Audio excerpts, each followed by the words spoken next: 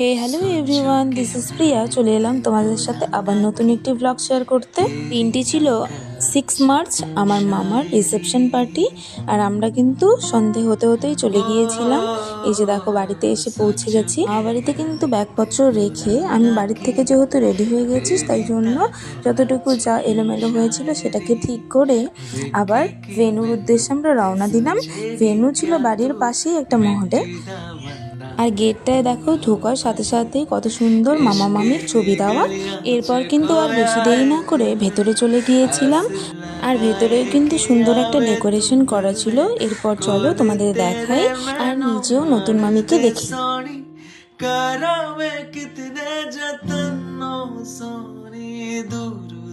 মামিকে দেখবো আর কি, ভিতরে এত পরিমাণ ভিড়, সবাই ভিড় করে ছবি তুলছে, তার জন্য দূর থেকেই দেখছি। মামি কিন্তু ভীষণ মিষ্টি, দেখতেও যেরকম মিষ্টি এবং ব্যবহারও খুব মিষ্টি। ভেতরের জায়গাটা এতই ছোট হয়েছে যে এতটা পরিমাণ ভিড় হয়ে গেছে, তাই দূরের থেকে দাঁড়িয়ে দাঁড়িয়েই দেখছিলাম। আর এই যে আমার এই লুকটার পিছনে আমি কত যে ভাবনা চিন্তা করেছিলাম। এরপর দেখো, মামির কাছে গিয়ে একটু ভিডিও করেছিলাম। তোমরা সকলেই অনেক ভালো বলেছিলে আমার এই লুকটাকে দেখে, এবং আমারও ভীষণ ভালো লেগেছে। আমার দুই দাদাকে দেখাচ্ছি, এই যে আমার বড় দাদা, এই যে আমার ছোট দাদা। অবশেষে বউ দেখা কমপ্লিট করে রওনা দিলাম পেট পুজোর উদ্দেশ্যে। ঢোকার সময় দেখে গিয়েছিলাম কি কি বসেছে, তাই জন্যই এবার যাচ্ছি। প্রথমেই দেখো, কফি ছিল, পান ছিল। তারপর আমরা সোজা কিন্তু সেখানে না দাঁড়িয়ে ফুচকা স্টলে চলে গিয়েছি, সেখানে গিয়ে ফুচকা নেব।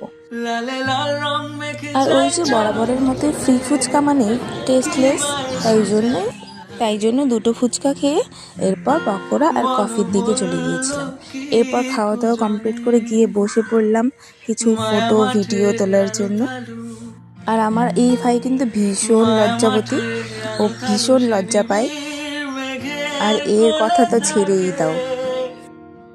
যাক গে, এবার অনেক ভিডিও ফটো তোলা হয়েছে, এবার চলো খেতে যাই।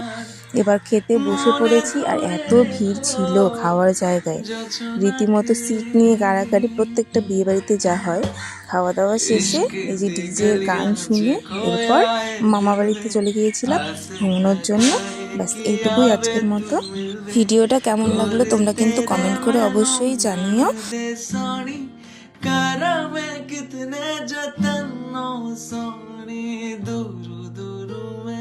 তাহলে চলো আজকের মতো টাটা সবাইকে।